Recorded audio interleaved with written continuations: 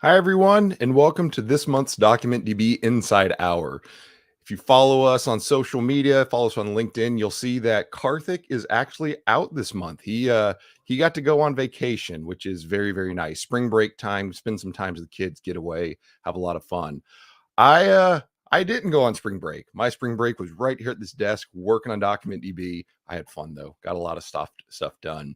Really, really cool guest today. We are going to talk about a lot of new features with DocumentDB. If you keep up to date with our blog and the new releases, AWS web pages, you'll see we've come out with a lot of really cool things. And there's nobody better to talk to these new features than Meet. Meet, hello, welcome. Let you introduce yourself. All right, can you hear me loud and clear? Loud and Mic clear. mic test version 2. We did one, but you got to do it again. Hey everyone, I am Meet. Firstly, thank you for taking time to tune in, especially if you're on the West Coast. Extra credit to you because it's early. My name's Meet. I'm a product manager on DocumentDB. I have been with the team for about 2 years now. So like a few months after launch is when I joined DocumentDB. Yeah, love working on the product and want to show you guys, what we've been up to over the last few months. Maybe even not maybe, definitely show you guys some demos, answer any questions you guys may have, and yeah, I think that's what we have in tune for today. Man, we were talking about that right before is West Coast time. It's 8 in the morning. That's a little bit early for the West Coast developers. East Coast developers are fine. They're on that like ninth cup of coffee. They're working good. We might need to see if we can adjust it, move it a little bit forward for some West Coast love. Yep, I definitely have my coffee There to you go. get me through this morning. I do have to point out one thing though. I did notice that you're not wearing any green, and today is St. Patrick's Day. Oh, you are right. So you needed the coffee before you got dressed, right? So Yes. my daughter, for some reason, she got on this kick about a week ago that she was going to catch a leprechaun. I had no idea that St. Patrick's Day was even coming on. That as an adult now with kids, that's not on my radar. It used to be. And so it got closer to it. In oh man, I should be careful what I say because my daughter might watch this one day and it'll spoil the surprise for you. Let's just say she caught a leprechaun this morning. She took an old shoebox and put like Starburst and little green things from her dollhouse, and we actually caught a leprechaun this morning. So let me tell you, green is on my mind right now. Like I All had right. to wear green shoes walking the dogs to school with the kids, and I had to wear a green shirt, and like life is just green right now. But you get an excuse for this.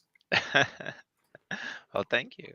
Well, let's jump right into it and start going through what's new in Amazon Document DB. Sounds good. Thanks, Cody. So, we have a slide deck, but this is not a typical webinar style session. So we'll run through some slides, but I'll very quickly kind of get into demos and, feel free to drop your questions and we'll try to take them live if we can, or if not, we'll save some time. So it's more interactive. Don't hold back. So, our agenda is pretty simple today. I'll kind of kick it off with, what DocumentDB is. I'm pretty sure a lot of you already know what it is, but I also know there might be some new faces out there. So we want to give those new faces a quick overview of what the product is. We'll go over some launches. We've shipped a lot of stuff in the last, I want to say, few months, and I want to kind of go over what those are. Why did we work on those? What's the process? Like, just to give you guys a sneak peek into how we go about business here. And then I'll highlight some specific features. This is not a full list. I just put some out there and show you guys some demos about these features that we've launched. Global clusters, free trial, backup integration, RBAC, user-defined roles, and geospatial. I forgot to add that one, but I have a few demos in store, so we'll double click into some of these features, and show live demos, which fingers crossed they work. Live demos are risky, but I'm going to do them live. I It's didn't not even notice that recorded. geospatial wasn't on there. Dang, we missed Yep, one. we That's a missed big one. one too. That's one of our biggest ones. But yep, that's right. Yeah, with that, let's kick it off. So, what is DocumentDB? DocumentDB is AWS's fast, scalable, and fully managed MongoDB compatible database service for mission critical workloads. We kind of have four tenets here that we try to share with customers when they ask us, like, what is this product? Why should I use it? The first one's fast. Pretty typical of NoSQL database services. You want your queries to return um, with millisecond latency, and in some cases even sub-millisecond latency. So with DocumentDB, you're able to get millions of requests per second with that expected latency. So it's a fast database service. If you store JSON data and if you have requirements to query it quickly or have millions of requests, DocumentDB is the tool for the job. It's highly scalable. So one of the things we do in DocumentDB is we separate the compute and storage, which is different from other traditional databases where your compute instances or compute nodes are actually data bearing. So in DocumentDB, we separate them out. You get a lot of benefits from this separation. One of those is storage. Storage on DocumentDB will automatically scale from 10 gigabytes all the way up to 64 terabytes without any downtime, without you having to take any application updates, changes, or even click a button in the console. It's completely automatic. And the best of it is you only pay for what you use. So if you're only using 10 gigs or 1 gig, like that's all you'll pay for. And if you do end up, loading a bunch of data and as your data grows, you'll pay for your data. It's 10 cents per gig a month. The other benefit you get is you can add replica instances to your cluster. These are read replicas, also without downtime. So you can add 15 read replica instances. Most customers will have two, so you'll have one primary and two replicas, but you do have the ability to scale out up to 15 read replicas, especially if you have kind of those millions of read requests per second requirement. And that operation of adding extra read replicas is also no downtime. So your application doesn't take any hits, just stays up as you're scaling out your reads. You obviously can also scale up your instances, so your write instances and your read instances, and that's just pretty traditional. A lot of database services offer it. We offer that too. The compute layer, the automatic or the storage layer, the automatic scaling of that. What's interesting is we'll talk to a lot of customers that come from traditional relational databases, or not even relational database, but your self-managed database services. And I was one of them, so I can definitely relate with this. But we'll get questions like, well, how do I pre-provision space on the storage? This weekend I'm going to do this huge batch job and I'm going to ingest 5 different data streams from these customers to get all their data. And just so I'm ready for that, how can I pre-provision the storage? And I get it, right? Because that's the life I lived, is you had to prepare for that. Otherwise it would fail. If you didn't have enough space pre-provision, or you didn't add some more hard drives in there, or whatever it was, or even if you were on a cloud environment, or a virtual environment, adding that hard drive space in there, you weren't preparing for success, right? And the cool thing to tell the DBAs and the folks that are moving to this is you don't interact with that storage layer at all. Like, as a matter of fact, there's no CLI, there's no command line, there's nothing in the GUI that you can interact with that storage layer. Like, that growth is handled for you. And it's just that concept is like, oh, well, that's great. That's perfect. I don't have to do that anymore. I think that's really impactful. At least it was for me when I went from when I was using DocumentDB as a customer. Oh yeah, absolutely. Yeah, and our customers love that. Like it's the peace of mind that you don't have to worry about it. Also, really helps. Yes, it's a cool auto scaling feature, but it's more like, hey, I just don't have to think about it. It's one Right. less thing for me to think about. I can spend that time and that mental energy somewhere else. So good call out, Cody. Um, the third kind of pillar here is it's fully managed. And this is nothing flashy. This is not like some amazing cool differentiator, but this is something our customers love. A lot of our customers are really looking for a managed solution where they don't have to think about patching, backups, setting up TLS, setting up auditing or profilers or metrics. Like all of this just comes right out of the box for you. You don't have to also worry about provisioning hardware, especially if you're used to your on-premises kind of days. That's something you have to think about. So DocumentDB is fully managed. This is something AWS across the board has been pushing for a really long time, so it shouldn't be a surprise. But we have some unique ways how we do backups. For instance, our backups are no impact, where we have some differentiating abilities there. But this is essentially one of those really strong pillars that our customers kind of gravitate towards because it solves their pain points. Especially, let's say you're managing a Mongo workload today on EC2, you probably are in the business of setting up your own backups or your own patching. DocumentDB kind of just solves that for you. So kind of a third pillar. That's a good segue into our fourth one, which is MongoDB compatible. So DocumentDB is Mongo compatible. Um, with version 3.6 and 4.0, we use the same SDKs, tools, drivers that you do with MongoDB. So you don't have to use, let's say, a new Python driver if you move to DocumentDB. You use the same one that you're using for your Mongo workload today. So if you have Mongo developers or you yourself are a Mongo developer, you're familiar with that. Um, that's one less thing for you to relearn. So bring the same tools. Studio 3T is a great example. Robo 3T is another great example. The Mongo shell, all of that just works. We do support a large API feature set. So a lot of the APIs we support are APIs our customers have been asking for. There are some that we're still working on that are not publicly available yet. But what I want to call out there is we're constantly working backwards from customers. So while we may not be 100% compatible, we're pretty much compatible with what our customers are asking for. And if you need something that you don't see on our public docs, just let us know. That's what we always do. We hear you out, and if you see our kind of track history over the last 12 to 24 months, everything we've released is basically things our customers have asked for. So we're committed to, continuing to invest there. So just let us know if you see something that we don't have on compatibility.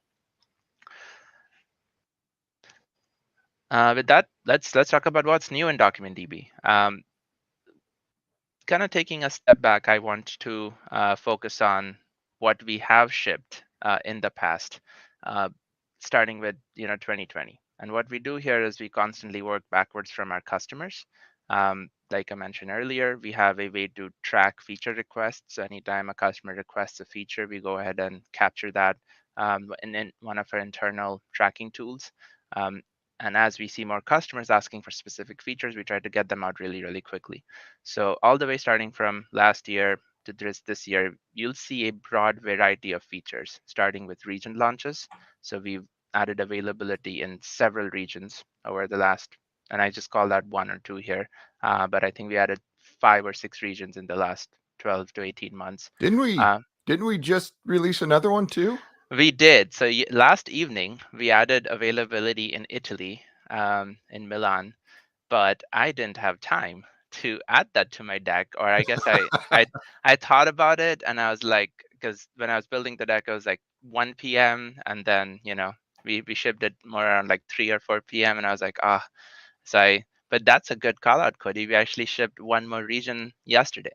So we are available in Italy. But you'll see a broad variety of features here, starting from MongoDB compatible APIs and aggregation operators. For instance, object to array, array to object, slice, mod, range, natural, zip, rename collection. Like all of these are essentially Mongo APIs that our customers had been asking us for because they maybe have an application that they're using or their developers just are familiar with it and they would really like DocumentDB to support those.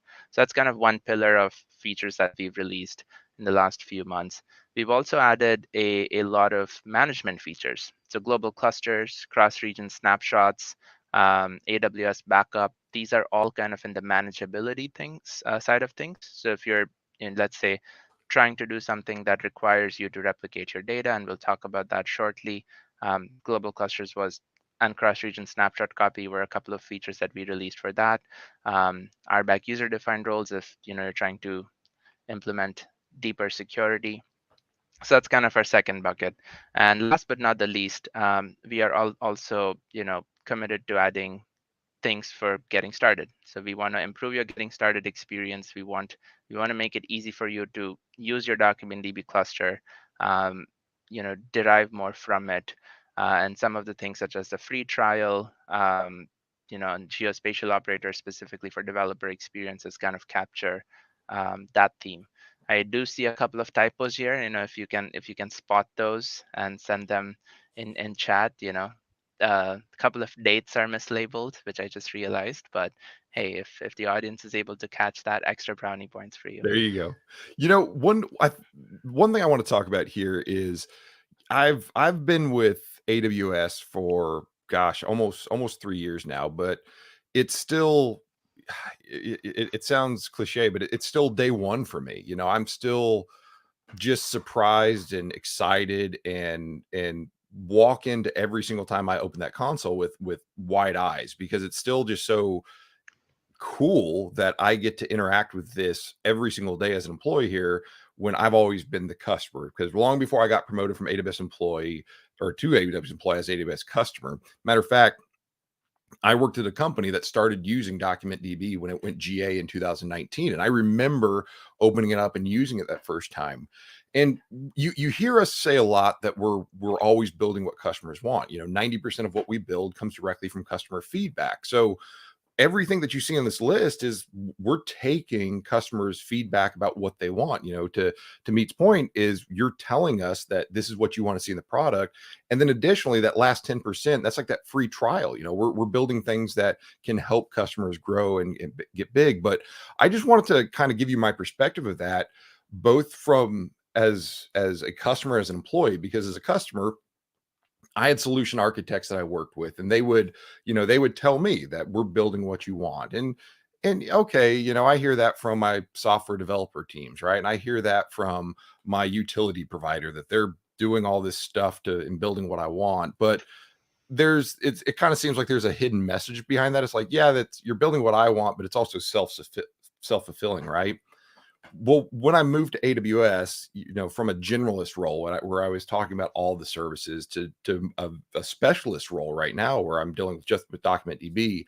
Um, Man, that is 100% true. I mean, it's so cool to see that in the meetings that we have week to week, and the discussions that we have with each other one on one, it always starts with what the customer wants. We always start with the request for dollar zip or dollar natural. We start with that request for increasing the cursor limits, or making it faster or more cost efficient. With the introduction of the Graviton 2, for example, it is such an obsession over what customers are asking for and the feedback that we get from customers. So I can't stress that enough, that keep telling us what you want. You mentioned that a second ago, Meet, the documentation, leaving feedback there.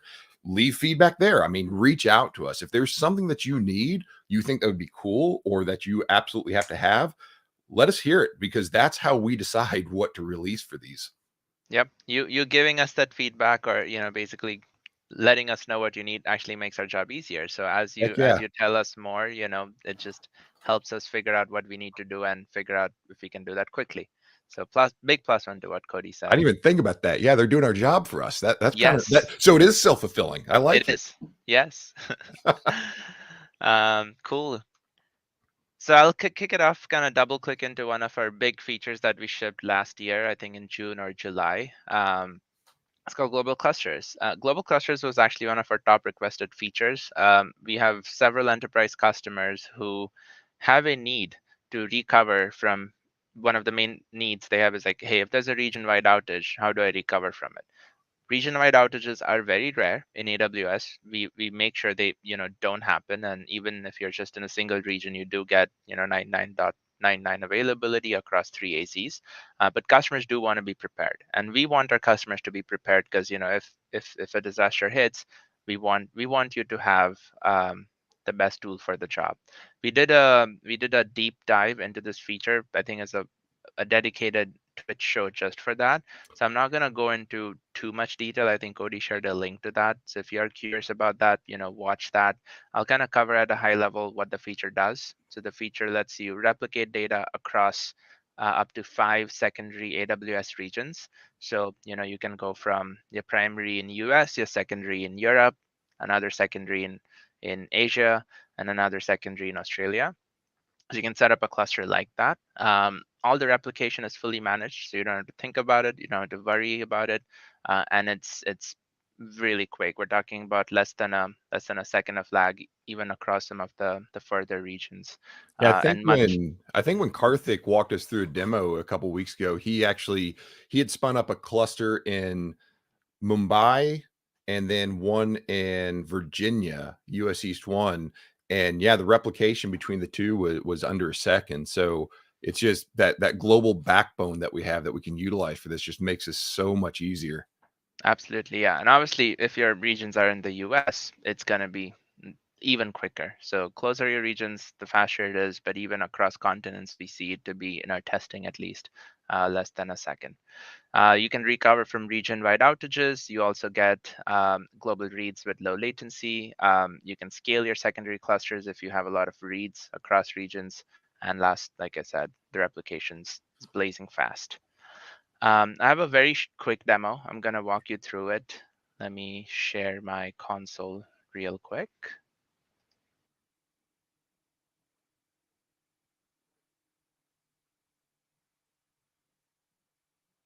I'll be quick on the mouse as soon as it shows up. We'll add it to the screen here. Yeah, that's me being slow, Cody. It's early. We've established this. It's okay. Yep. All All right. right. Let me know once you guys see my screen here. Like we're good to go. All right, cool. So just in interest of time, I've actually already created a global cluster, and I wanted to show you all, how it would look like. So I have a global cluster called DocDB dash global dash demo, and I have two secondary clusters and one primary cluster.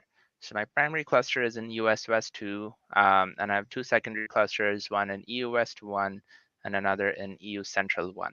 So this is how a global cluster would look like if you were to go to the console and try to deploy this. What I'm going to do here, just for demo purposes, is I'm just going to go ahead and add a region to this.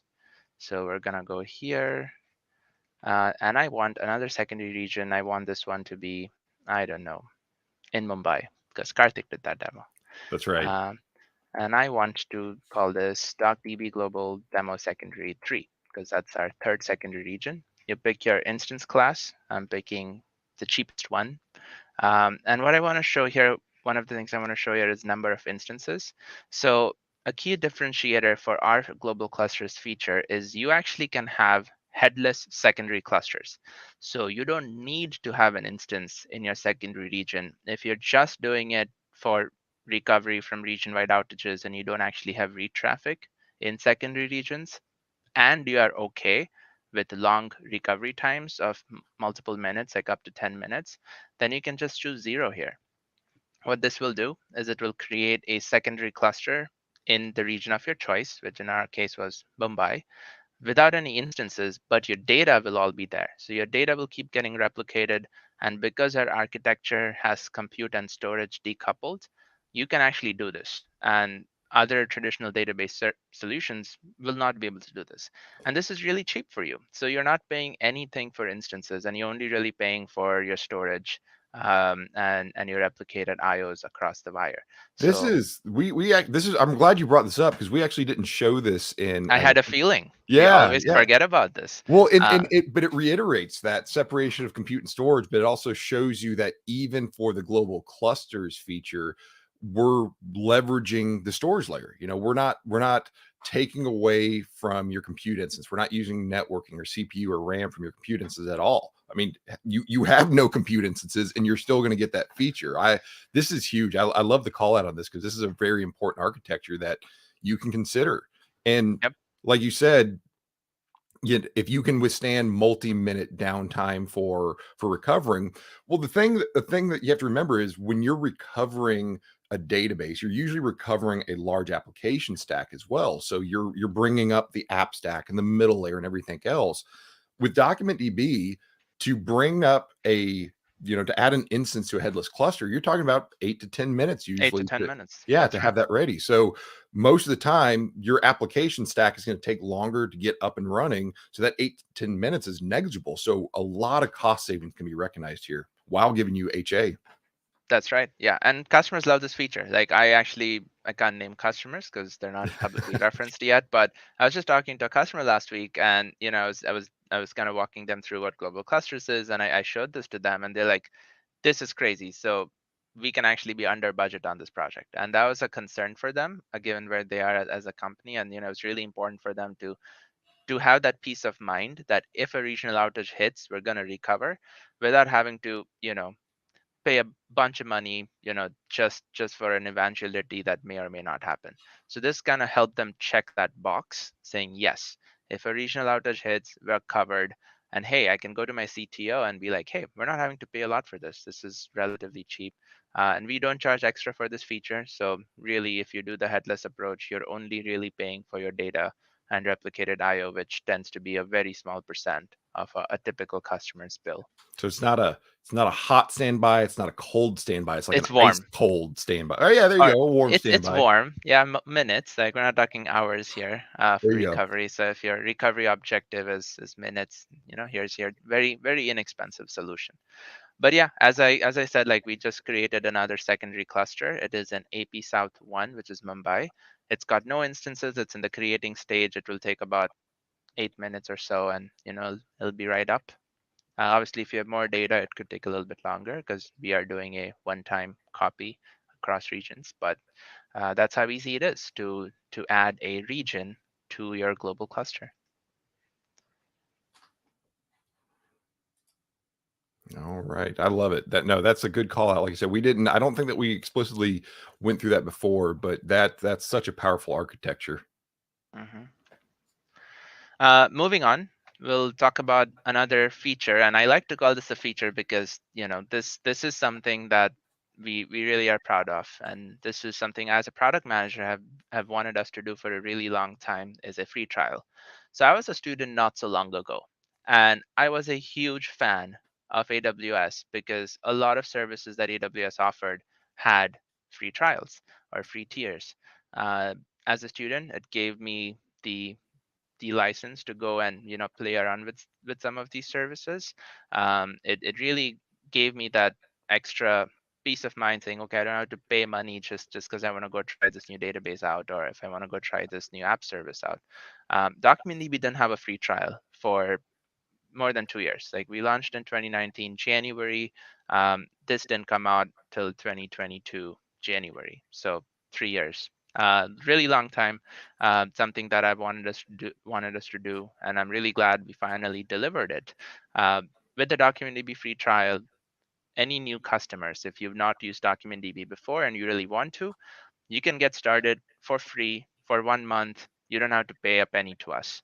There are some stipulations because we want to make sure we don't have customers just trying out really large instances, which are expensive for us. So you can use 750 hours of DocumentDB for free, which is more than what number of hours in a month. So we give you a little bit of extra there, specifically for the T3 medium instance type. That has, I think, two vCPUs and 4 gigs of RAM. Cody, keep me honest here, but that's what I remember. There you go. You get 30 million IOs. That's more than sufficient for any kind of dev test POC workload. You get 5 gigs of storage for free, and you get 5 gigs of backup storage also for free for 30 days. So if you've been thinking that you want to try DocumentDB out, you want to see how it works or what the performance is, or what the API compatibility is. I shouldn't say performance because this is a small instance, but everything else, all the features like auditing, RBAC, geospatial, bunch of these features that I'm going to actually talk about, all available on T3 Medium, free for you to use and try. So give it a shot, go through it, try us out if you haven't. It's now free. I think calling out performance is fine because we do have customers that are running production workloads on a T3 medium because that's the right size for their workload. So That is true. if that's the right size for your workload, performance test it. Absolutely. That's a very good point. We do have a good number of customers that do run very interesting applications on T3 Medium for which it does seem to be the right size. And that's another benefit of DocumentDB is we've optimized the engine such that even a T3 medium instance with 2 vCPUs and 4 gigs of RAM has enough headroom for you to actually do interesting things with it. A lot of times what you'll see is that the database binary itself is going to suck up all that vCPU and memory on the box, but not in our case. Like there's a lot left for you, even on a T3 medium box. You chose very specific wording there that we have customers with interesting use cases on T3 medium. We're gonna hook up offline because I want to know what interesting means. That sounds very, I Yeah, don't know. There's something got, behind that. I got some good examples for you, Cody. I love it. Um, yep, that's the free trial. I do have a demo for this, but before I switch over and go to the console, I want to introduce, or yeah, that's how it's going to look like in the console. We'll cover that in just a sec. I want to talk about another feature that we released, which is the AWS backup integration.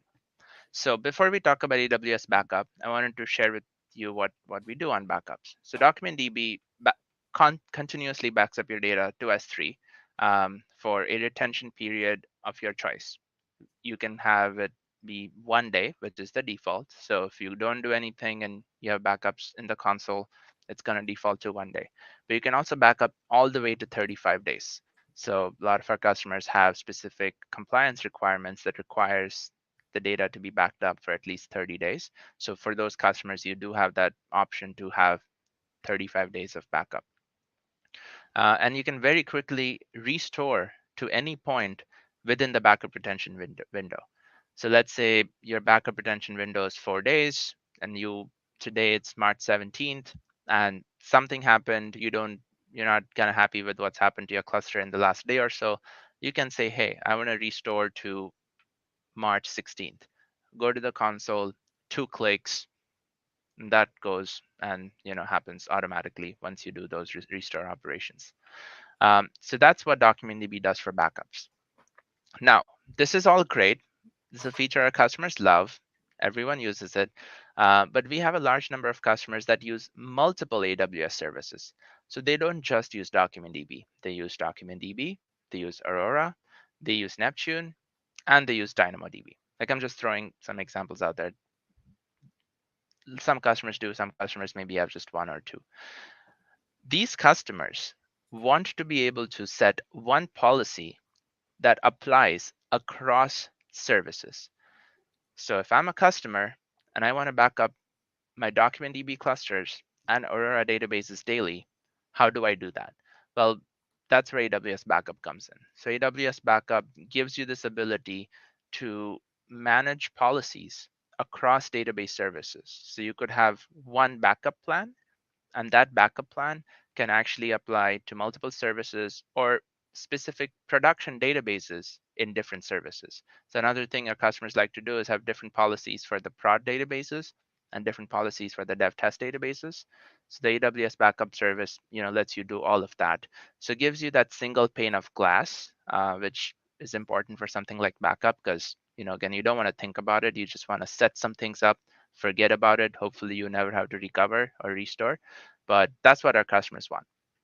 So we worked very closely with the AWS backup team to kind of make this happen, and now it's available. So we shipped this, I want to say November last year, if I remember that correctly. Yeah, November. I think that's when we announced it.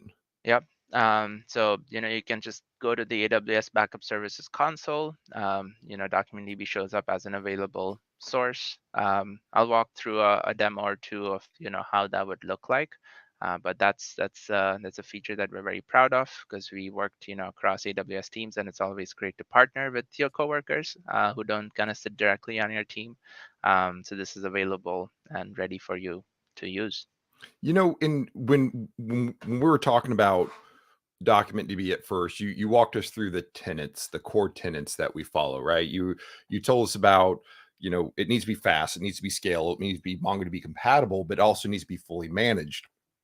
And one of the things that we talk about when being fully managed is it's self-healing. We talk about the self-healing nature of the clusters and compute instances, but we also talk about backups. Backups is fully managed.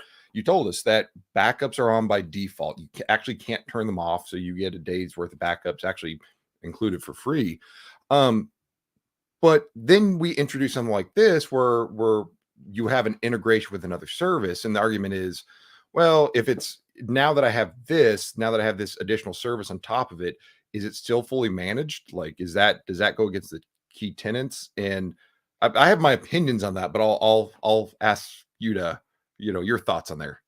No, I mean, I think that's a fair question. And I think what I want to say here is that this is not for everyone, right? Like, if you're a customer and if you're happy with the fully managed backups that DocumentDB provides, it just works for you, which, is a lot of our customers.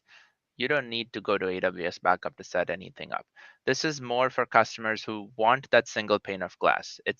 They already have a bunch of fully managed solutions. They just want to have one way to manage those across the board. So kind of up leveling it, that's where this really comes in. So for a lot of our customers, this is more of a no op. if you don't use multiple services, or if you're very happy with how things already work, this won't likely not apply to you. But if you are a customer with hundreds of databases, like think about it, like you have a large enterprise that uses AWS. You have hundreds of databases, you have hundreds of teams, and you have one kind of administrator that wants to enforce the right thing is happening across the board. You can go talk to all these teams, or you could use something like AWS backup. So an argument could be made for that persona, for that user. This is a fully managed solution versus, writing a bunch of scripts or setting up some CloudFormation templates to make all that happen. I don't know if that makes sense, but that's how I like to Yeah, kind of talk about this. totally. Yeah, and I think that's a key thing, right? Is it's not this is just making that experience better. It's just making it more seamless because again, I'm going to say anecdotally coming from, my experience, I've been that guy that has been managing the hundreds and thousands of databases through complex scripts and SSIS tasks and DTSX jobs and whatever it took to get it done, right? That's not fun. As a matter of fact, I would venture to say that it sucks. That's probably the best description I can give for it. So something like this is exactly what you need is if you're in that situation where you have all those environments, you have all these rules and you have policies, because let's be clear, organizations do, and if they don't, they should have clear policies on backups. This just makes it so much easier. And just kind of expand on that thought a little bit. That's the cool thing about us being in AWS is our native integration into these other AWS features. Secrets Manager is one of them. The cloud, the logs that you get through CloudWatch. Now the integration with AWS Backup. It's just that native integration that you get just makes that whole ecosystem that much more cohesive.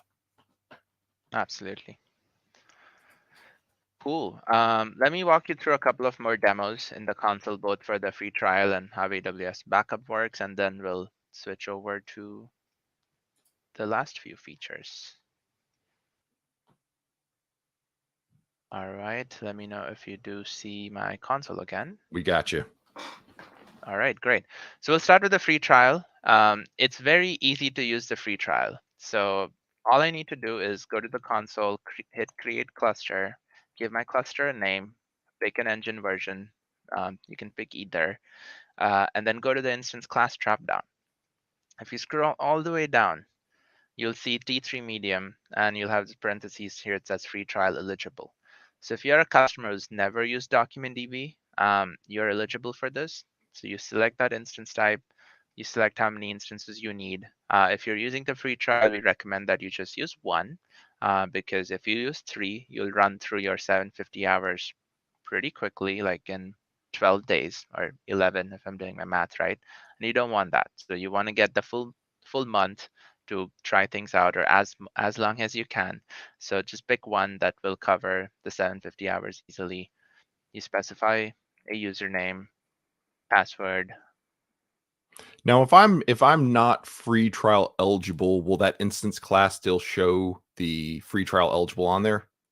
Yes, I think it still shows. I will have to check with someone on my team to confirm that. I Because don't I mean, it makes actually. sense because it's not saying that you have it. It's just saying that you're eligible for this, or that is the eligible class type for that. Exactly, yeah. Gotcha. And you can learn more about our eligibility, but essentially once you select that, that's all you need to do to get started with the free trial. You hit create cluster. In a few minutes, your cluster with the free trial instance will show up. I think if I just go next, it's already creating. And in a few minutes time, you'll already see it start to show up. So yeah, you don't have to do anything else. You don't have to ask us how to use the free trial or reach out to us to approve your accounts or any of that. Just the system will detect if you're new. It'll be free for you. Obviously, if you go to your bill and you see a surprise, like let us know. We'll fix it very quickly. We're very serious about billing issues. So if you do see any mistakes with your bill or something doesn't add up, rarely happens, but in the odd case it does, or if something's unclear to you, just let us know. But yeah, that's free trial, like very easy, 3 clicks, and you can now get started with DocumentDB for free. It's funny. You talked about, once being a college student that was very conscious of his bill, and I was same way. Counting quarters and counting pennies so I can go to Taco Bell at the end of the day, right? Yep. And you were always honed in on that AWS bill because you want to make sure that you didn't accidentally spin something up. Man, me as a grown man, I'm like that on my personal AWS account. Like I I still, my heart sinks with whenever my personal account, I get my AWS bill, I start thinking, oh man, what did I spin up this last month? Do I have everything? And like it makes me go back and audit my account. And I think every month it's 52 cents for like a S3 bucket in a Route 53 hosted zone. But yeah, even today, like I still do that. So this is a cool feature. I love this. Yeah, absolutely. And if you do, like, let's say you do want to do a larger POC with us, let's say you have multiple workloads that you're trying to migrate, and it just happens to be that this trial is not sufficient. Um, if you have an account manager for your company or your organization, let them know. We also do POC credits. So I wanted to kind of just share that more publicly so everyone knows this. But free trial is more for self-service. If you're just coming to our console, you want to get started for free. But let's say you have a multi-month migration planned. It's not more like, hey, I just want to kick the tires. It's like, this is a big one. Like, it's gonna take a really long time, and I'm Make not sure it quite works. yeah, I'm not quite sure about the product. Like, I really need to, like, maybe run live traffic across both my old one and my new one for like 6 months. We have programs for those too. So this is not like, hey, 1 month free, that's all you get. Like, if you do have a requirement, this is what we like to do. We like to partner with customers who do have needs that require us to engage with a little bit higher touch. So Cody's probably helped a lot of way more customers than I have, but I'm also happy to kind of chat live. So just let us know if you are planning a multi-month large kind of migration. We can walk you through what are the various programs we offer, POC credits, whatnot. And if you're a person that has done a very large migration product for hundreds of servers and you didn't, test them side by side, you just like threw everything over at once, reach out to me. I'd love to hear that story and how that went because it's never worked for me. Yeah, there's always something. There's always something. Exactly. Cool. I'll switch gears a little bit. I'll show you guys how the AWS backup integration works. So I just, from the console, I went to the AWS backup console dashboard. Um, you'll see a bunch of options on the left and also over here. So I think what we really want to do is pretty simple, just create a backup plan. So once you create a backup plan, you'll basically, be asked a bunch of inputs. So I'm gonna call this my DocDB backup plan. Um, and then you have a rule name, which is like, what do you want your backup policy to do?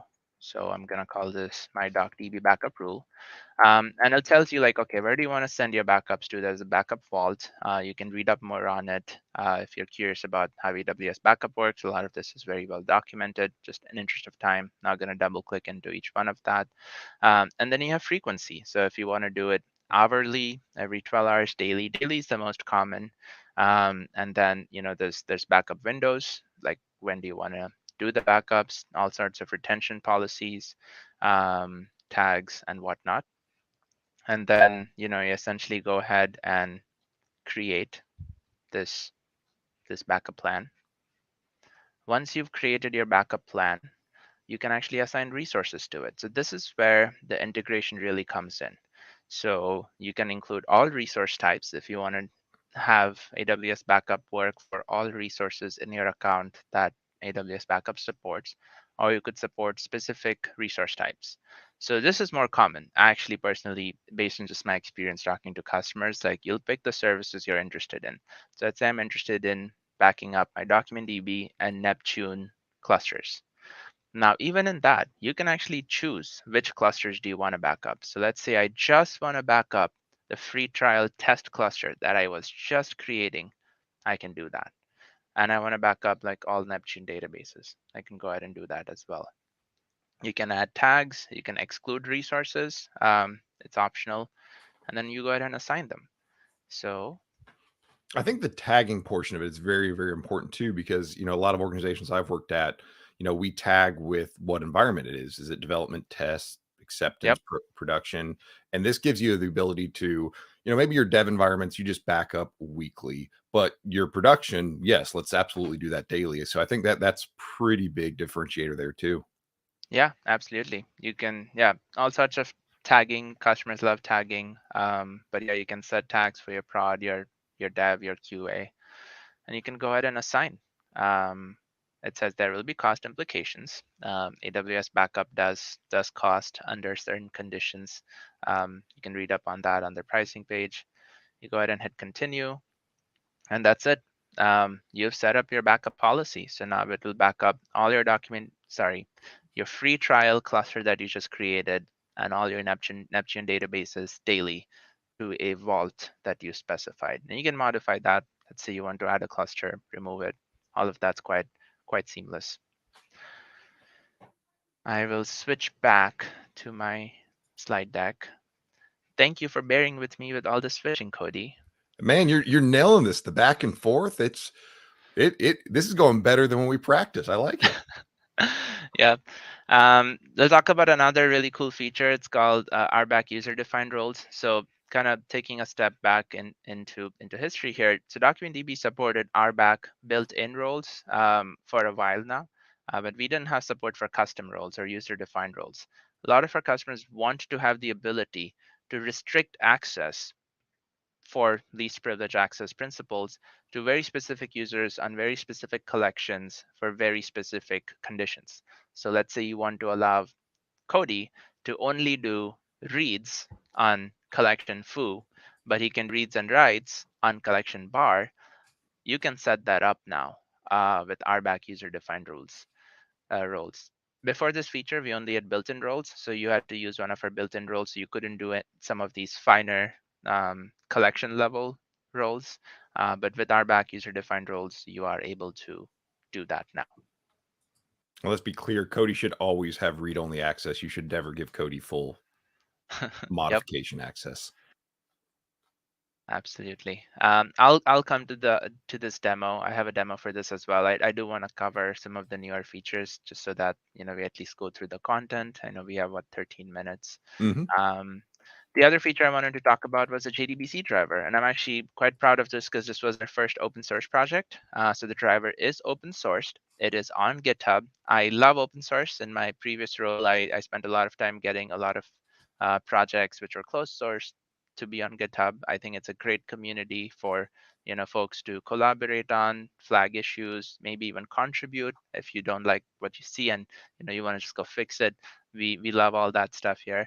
What the JDBC driver does is it lets you visualize your DocumentDB data, which is JSON documents, with BI tools such as Tableau, MicroStrategy, DB Visualizer, etc. If you want to run SQL queries. I think what's really cool here, and you'll be like, well, DocumentDB is a NoSQL data store. Why the hell would I want to put a BI dashboard on it? You'll be surprised how many customers use DocumentDB for all sorts of use cases.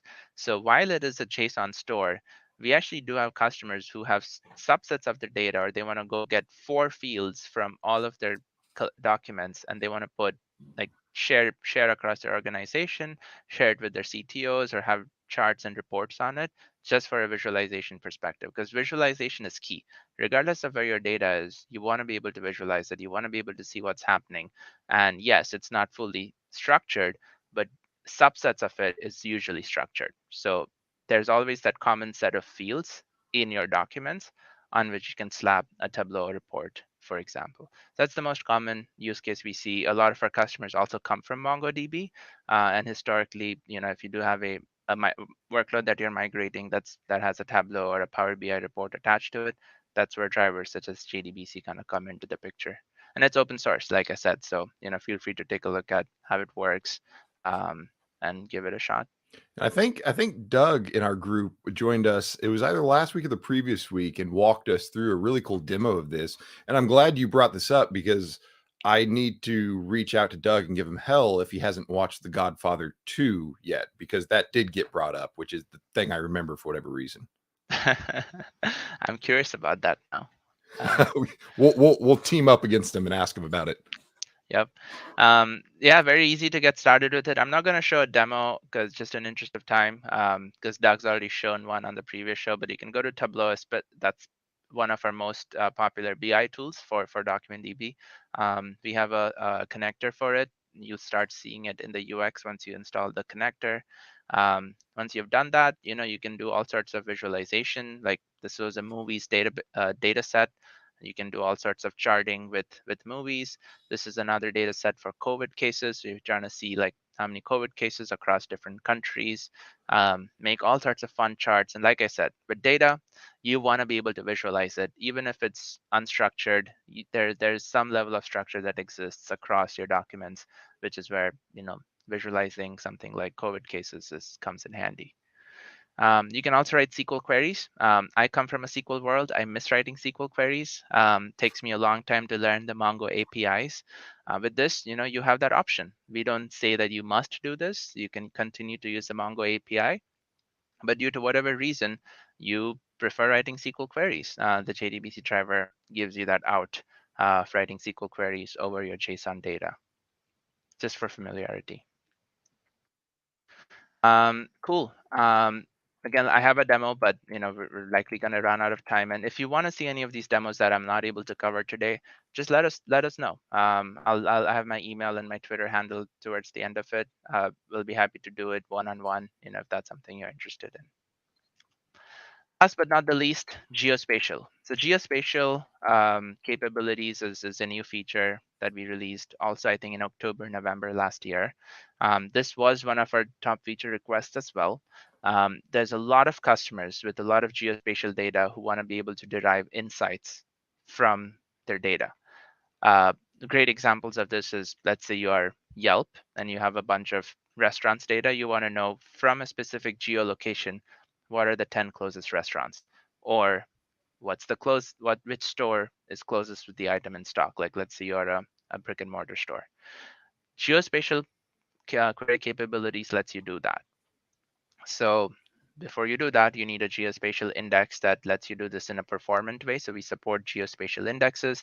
These indexes are just like regular indexes. They just help speed up your queries, and you can do performant lookups between two documents or any two geospatial objects with, for example, with latitude and longitude data. Yeah, I think just great example in this case. Like let's say we have restaurants, pretty common use case. It's in a specific location and you have the coordinates of that restaurant. That's what your data would look like if you're trying to use geospatial. It's very similar to what Mongo does. Same semantics and same query APIs would apply. So let's say you're trying to create an index on the location field, which is of type point with latitude and longitude. You would run db.restaurants.createIndex location 2D sphere. We support multiple geospatial operators: geonear, near-sphere, geowithin, and geointersects. Geonear will match data sorted by distance, like you want to know what are the 5 closest restaurants. That's where you would use geonear. Near sphere will return matches with specified distance. Geowithin will give, and intersects actually do a very similar thing where you return matches that fall within a specific geometry, like all airports in the state of Washington would be a great example of the last two. We only support indexing points in our current version of geospatial, so you can index any kind of point geometry. There's other geometries out there such as polygons, lines, multi-points, multi-lines. We don't support some of those just yet. If you do have a use case for that, just let us know, and I'll be happy to take that feedback and kind of work on that. And we have a pretty good the blog that I linked there. Tim Callahan from our team, he worked on that and goes through some pretty cool examples, some pretty neat examples of how you could use that in some data sets. So that's always been a fun one to play with. I've always enjoyed going in there and building my map and hitting all the points. So Absolutely, yeah. I just switched over to a screen while Cody was walking through that. we got you. I am in the terminal now. I'm connected to a DocumentDB cluster, and I guess I was connected to it. My connection timed out. Let's connect again.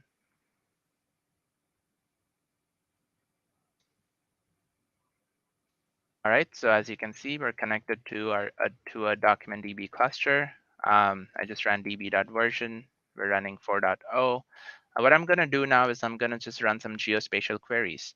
I have a restaurants data set, which has a bunch of restaurants in the New York area. And I'm going to just show you how geospatial works across different or some specific use cases. I have a couple of databases. I'm going to use the test DB, which has a little bit of data, zero 0.2 gigs of data. It's not a lot, but it's there, it's significant. Um, I switched to the test database, and the first thing I'm going to do is I'm going to create an index.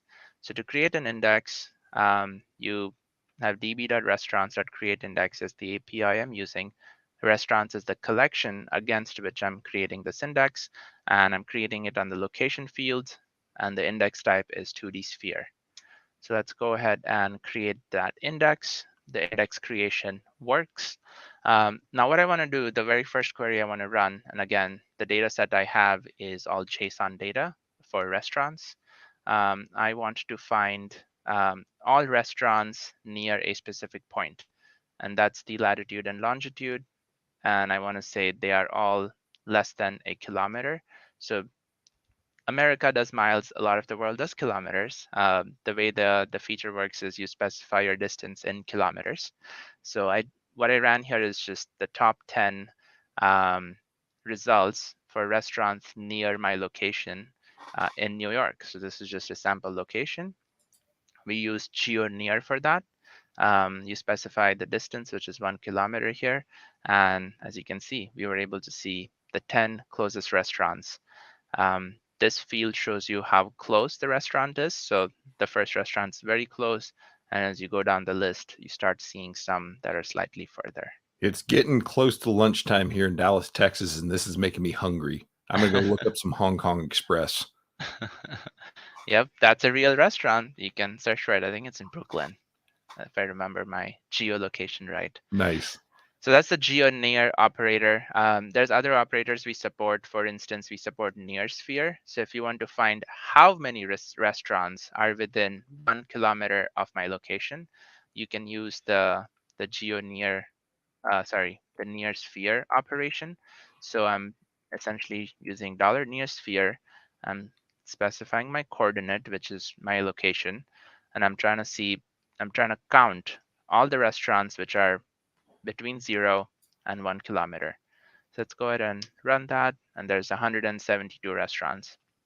So again, very, very common use case, especially if you have geospatial data.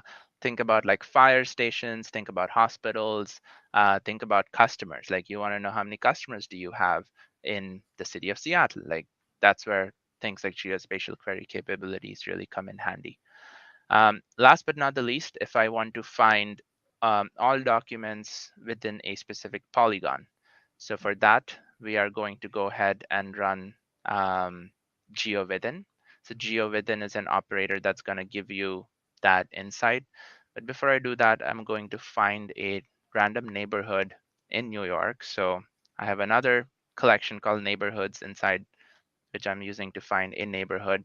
And I want to find all restaurants that are within a specific neighborhood. So not within a point or close to a point. We're saying all restaurants in a specific neighborhood. So I just run that operation, and I'm using the $GeoWithin operator for that. And before I ran that, I ran a query on the top here, which gave me a random neighborhood, like I mentioned. I passed that neighborhood into the query, and it shows me I have 51 restaurants in that specific neighborhood, which I believe was the Hyde Park neighborhood. I'm copying down the geo coordinates. I'm going to go look this up. We just discovered a new service that you can order food from anywhere in America, from any restaurant up to your front door. So that's what I'm going to be doing over lunch today. Nice. Well, Meet, unfortunately, we're out of time, and I apologize. We started talking and we didn't get to go into our back, but we've posted a lot of links in here. Go check these out. And like Meet said, I think that you were going to post your contact information. Let me. I thought I had it there, but I Maybe think I don't. I will that's okay. send. My email is mbh@amazon.com. So just reach out to me, short and sweet. If you guys have any questions or if you want me to go into a specific demo, we couldn't cover our back, but there's a blog on it. We'll share that with you if that's not already done. But other than that, thank you everyone for your time. I really enjoyed it, and I hope you found this useful. And we do these pretty much monthly. And you'll see more of us from the product side over Yep. the next few months. We'll see everybody next month. Enjoy your St. Patrick's Day. Thanks, Meet.